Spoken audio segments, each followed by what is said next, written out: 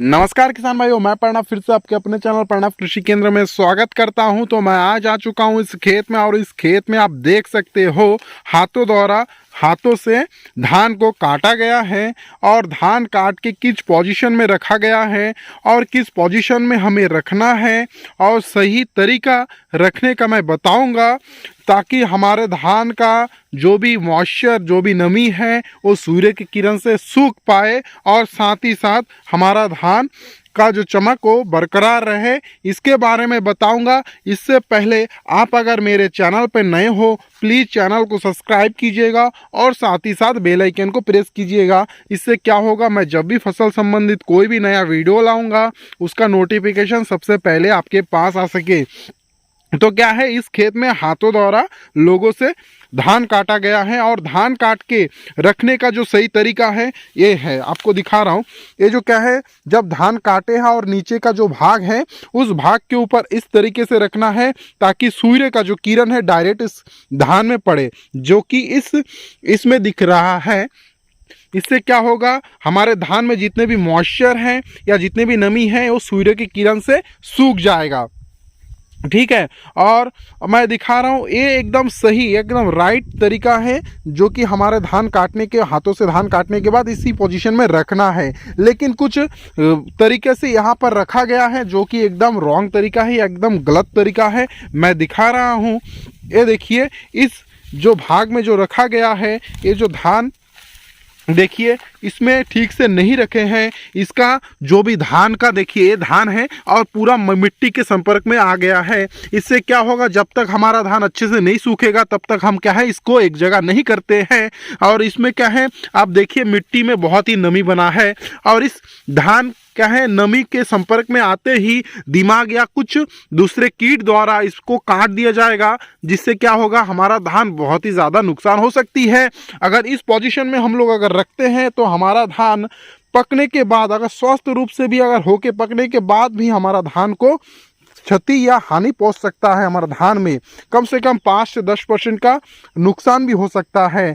इसलिए धान काटने के बाद भी अगर आप हाथ से काटते हैं तो उसका रखने का भी सही नियम होता है, क्योंकि धान काटने के बाद कम से कम 5 से 6 दिन के बाद हम क्या करते हैं, उस धान को एक जगह करते हैं, क्योंकि हमारा धान में कुछ का धान पकने के बाद भी कुछ नमी बने रहता है जो कि हम सूर्य की किरण से उसे सुखाते हैं। सुखाने के बाद ही हम क्या करते हैं, उसे एक जगह कर लेते हैं।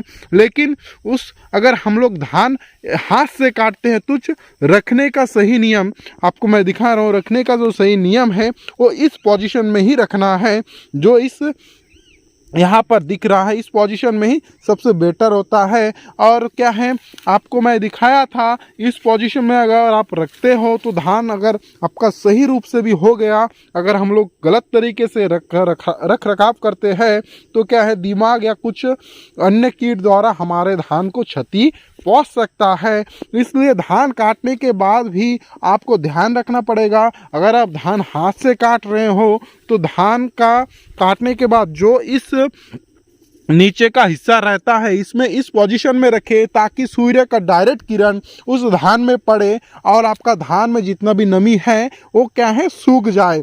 तो उसके बाद ही आप धान को एक जगह कीजिए। इससे क्या होगा, आपका धान में अगर कुछ नमी बने रहेगा, अगर आप एक जगह कर लेते हो तो उससे आपका जो धान का कलर डिस्कलर हो सकता है और साथ ही साथ आपको धान बेचने को लेकर बहुत सारा समस्याओं का सामना करना पड़ सकता है।